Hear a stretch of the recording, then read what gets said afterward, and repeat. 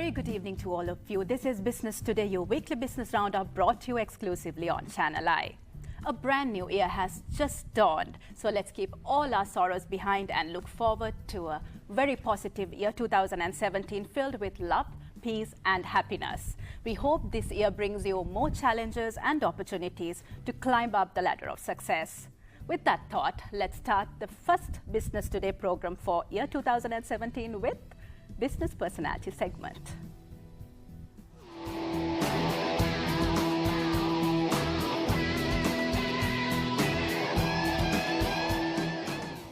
Today we have a personality who is leading a household brand in Sri Lanka.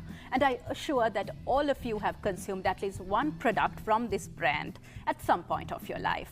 So let's have a look at the business personality who is joining us today. Ravi Jayawardena is currently working as a CEO Sales and Marketing at Maliban Biscuits Private Limited.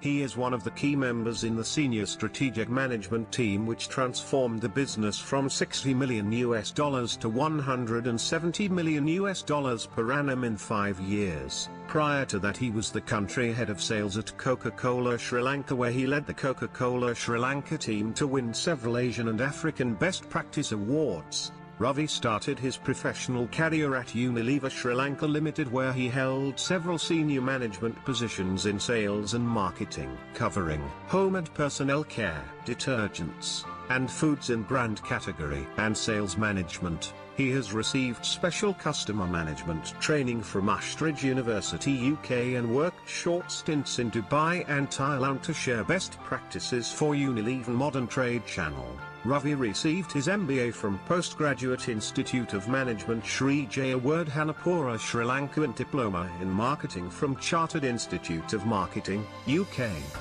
He is a leading MBA and SIM lecturer for the last 15 years. He is the only Sri Lankan in the Glendinning Consultancy Group UK and has conducted training in Malaysia for regional Unilever program, India British Petroleum on value selling, and Bangladesh Unilever Modern Trade team.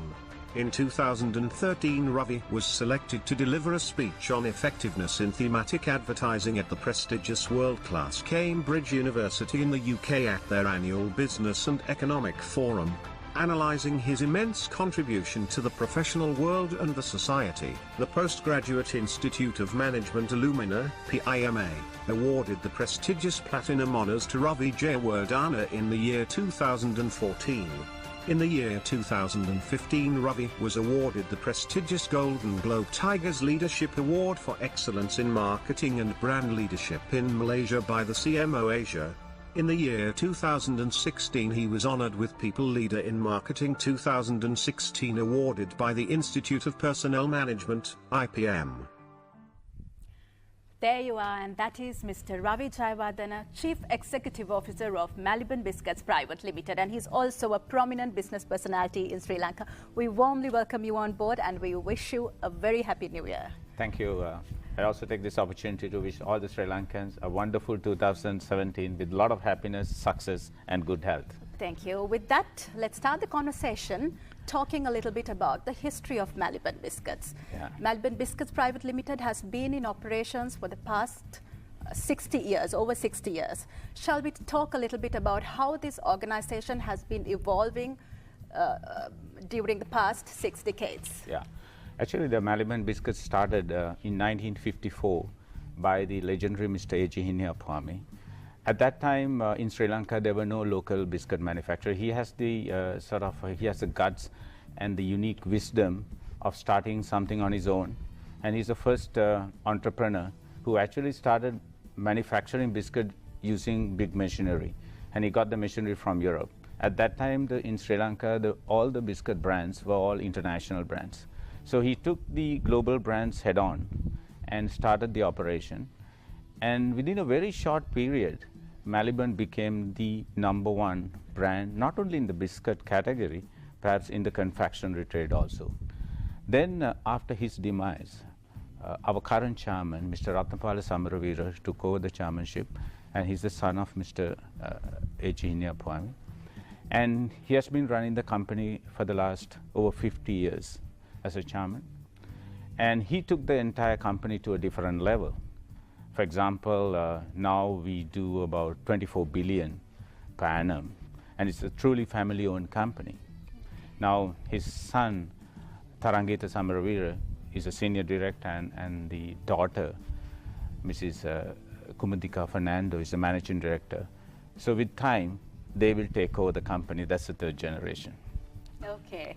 Actually, your vision is to be the most successful and respectful food company in Sri Lanka. How do you live up to these expectations? Because being successful is one and being respectful is another. How do you strike a balance? Yeah, this is a fine balance. Actually, there are a couple of things that you have to do, and we started this journey about 5 years ago consciously. Is that, say for example, last year we finished in our Melbourne history the most successful year in terms of top line, that's the revenue and the profits. More than that, we have started a lot of initiatives to take care of the environment, and we operate in an extremely high ethical environment. So any organization to be sustainable, you have to have that framework. And thirdly, I think sort of people factor. We have created, and the chairman and the board has created a wonderful environment for people to perform. So the culture. So these three factors, actually, the people, planet, and the perhaps the profitability or the organization performance has really helped us to have that sustainability. In terms of respect, if you take, there are a lot of research done, both internally and externally.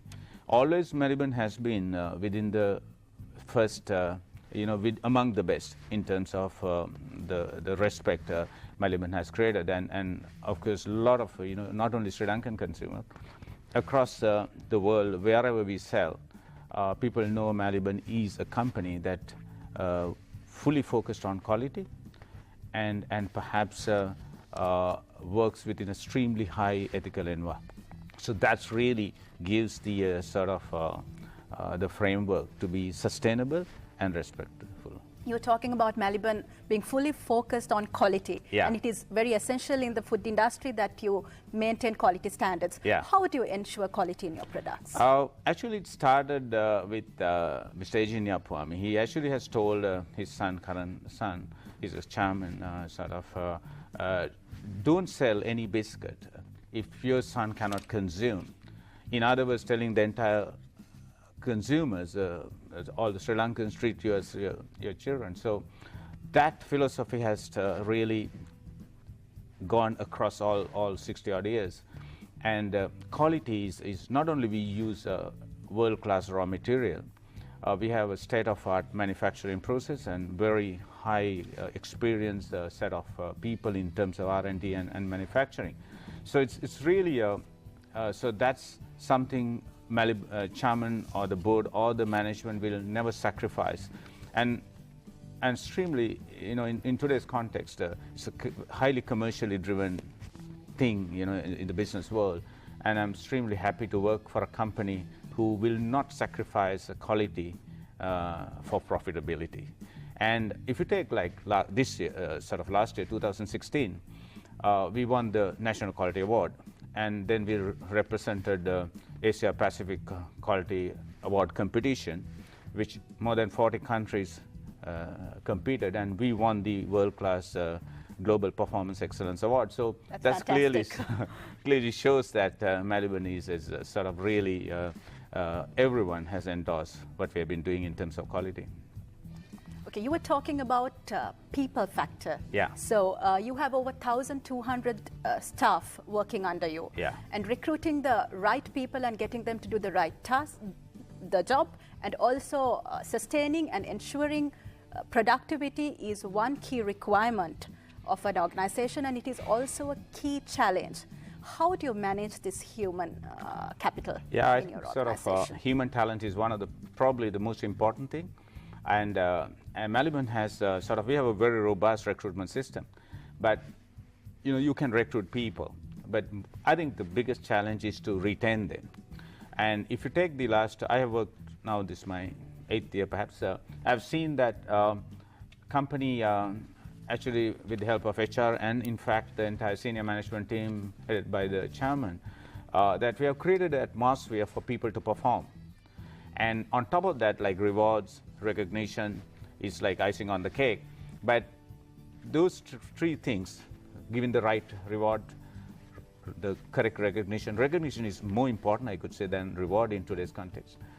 And perhaps creating that lovely culture has helped us to retain the best talent. In fact, now I'm proud to say we have and the other thing is a good blend of experience and youth.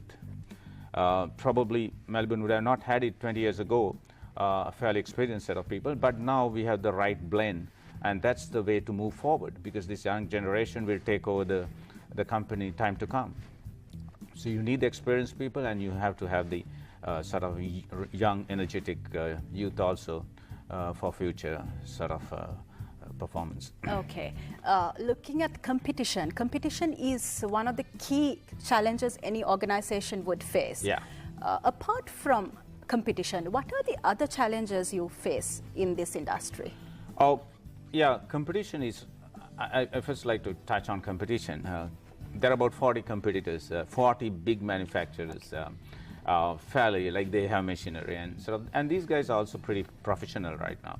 So it's quite a healthy competition. Other than the competition, perhaps one of the challenges there are a few challenges. The cost of production is going up. The sort of the raw material cost, the overheads, and there are certain fiscal policies has come in. So it's a bit of a challenge for a manufacturer. So one thing we have been doing is that we don't do cost cutting. We are very focused on cost efficiency, meaning that the senior team continuously work on things that anything that does not add value to consumers, we take it off. So we actually analyze all our processes, systems, and we feel this particular thing, what we do, is actually not adding any value to the consumers, and we take it off. So we have been doing that. Re-engineering. Absolutely. So that is the way to move forward. And in FMCG company, the other factor is that you have to have a quality product. That should be sort of the primary thing. The distribution, right? We do cover about 85,000 directly and indirectly about 40,000. Sri Lanka, what we feel according to research is that there are about 150,000 outlets who sells branded, outlets sells branded products, and modern trade is also developing. So, so it's really our distribution coverage is pretty good, and we do a lot of innovate, a lot of products. And last 2 years we have come more than 7 new products to the market. So we have been doing the right thing. Actually, these things are very fundamentals, and most of the time in life, doing fundamentals right is the most difficult thing. So, but as a result, Melbourne is now, if you take the last perhaps 4 years, our best period in Melbourne history. Okay. So if you look at the current market, yeah. The customer needs are changing rapidly. Yeah. How do you identify these needs, and how do you cater to the market accordingly?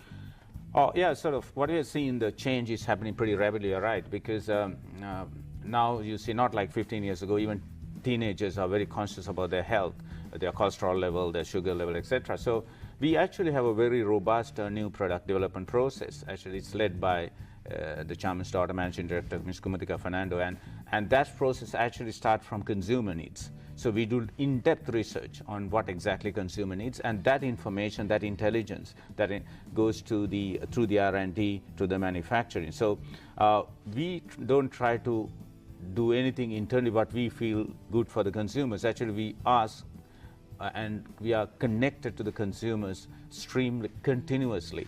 And that's where we have seen during the last 5 years to 7 years that the health and wellness categories is really growing. And we are planning to come out with some exciting products in that category.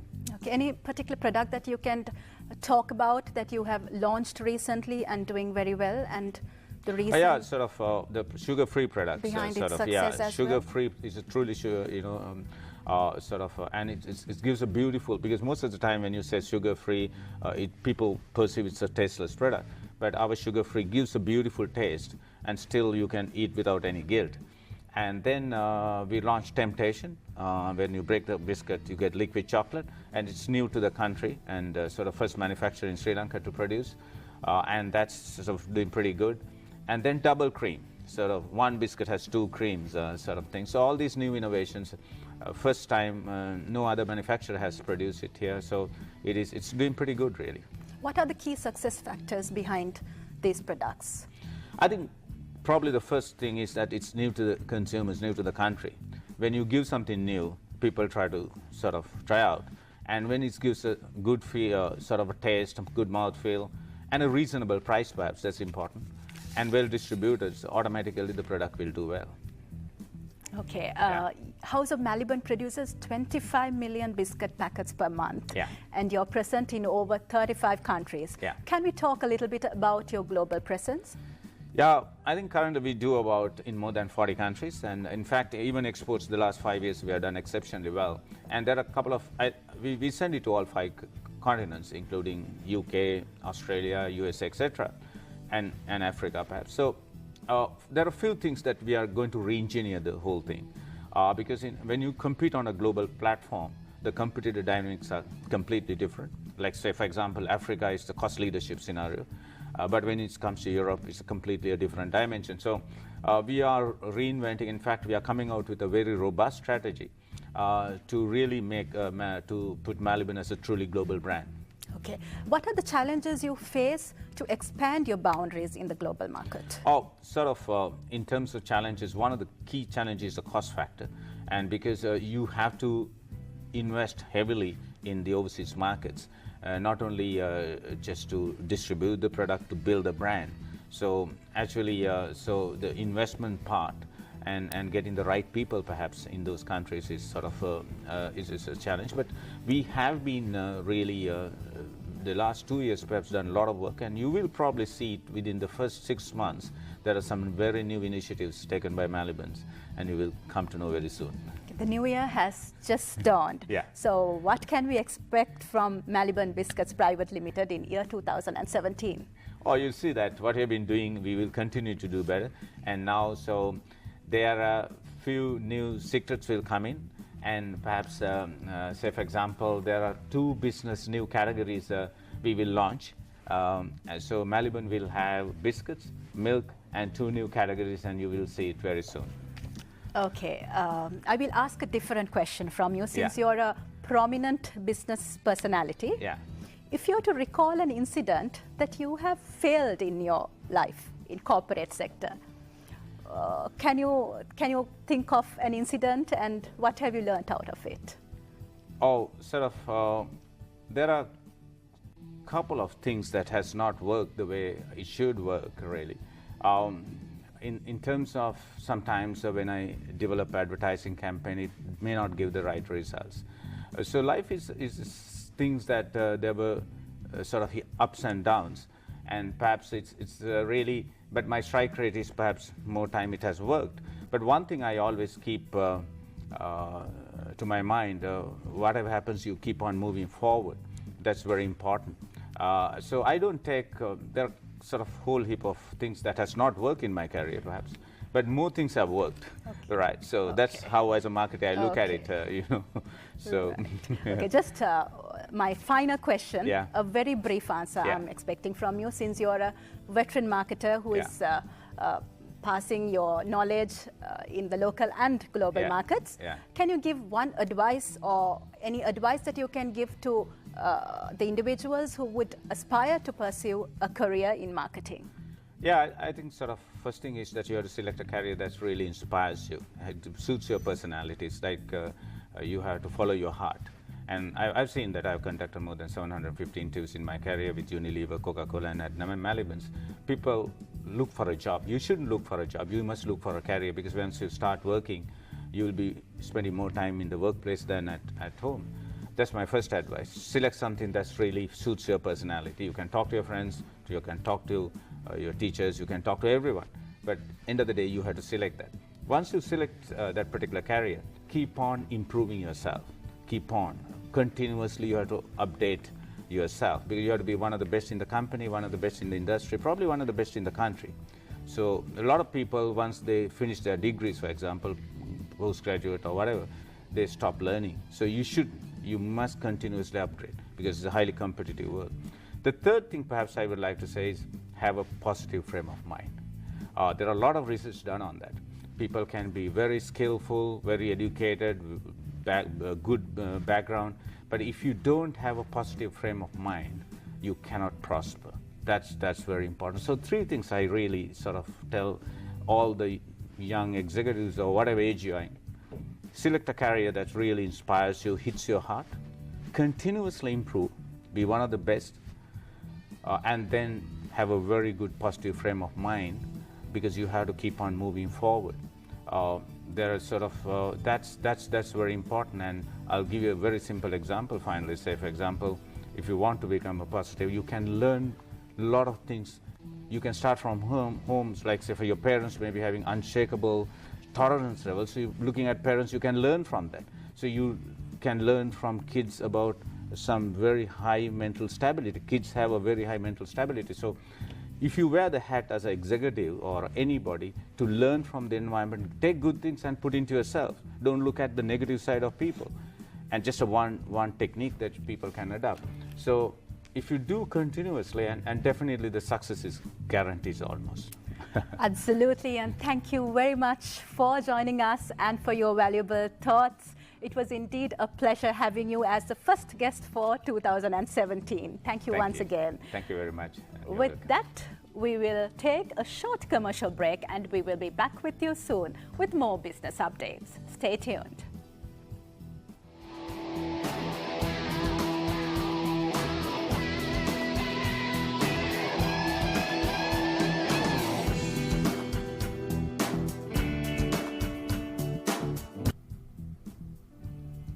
Welcome back to Business Today, and today is the first program for year 2017, and that was a very interesting chat we had with Mr. Ravi Jayawardena, CEO of Melbourne Biscuit Private Limited. With that, we are ready to move on to the stock market segment, giving you information as to how the stock market has been performing so far for year 2017. So let's move on to the stock market segment.